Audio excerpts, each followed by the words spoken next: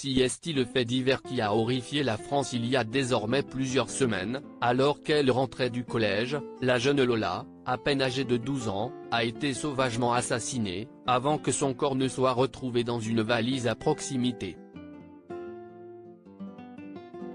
Un acte atroce, perpétré par une jeune femme, Damia B., qui n'a livré que peu d'explications à son geste. Calme et apathique devant les enquêteurs selon les informations du Monde, la meurtrière ne se serait pas vraiment livrée.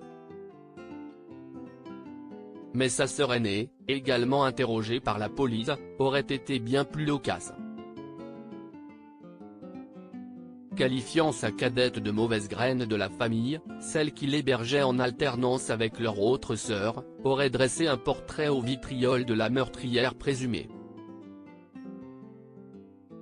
La décrivant comme bipolaire, l'aînée de la fratrie a parlé d'une jeune femme maligne, dont la forte personnalité lui permet toujours d'arriver à ses fins. Pour moi, elle est bipolaire, des fois elle rigole, des fois non.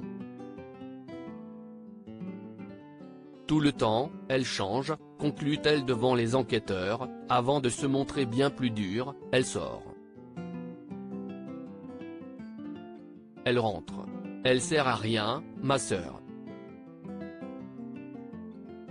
Elle me tape la honte quand je la fais sortir avec moi.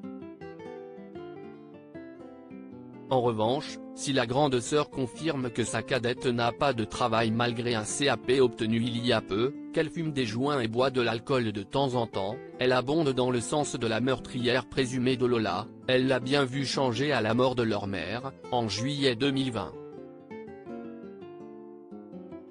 Tout a changé, explique-t-elle, révélant que celle-ci aurait fait une dépression. Et qu'elle aurait également découvert des délires paranoïaques chez sa sœur. Quelques jours avant le meurtre, Damia aurait réveillé son aînée en panique.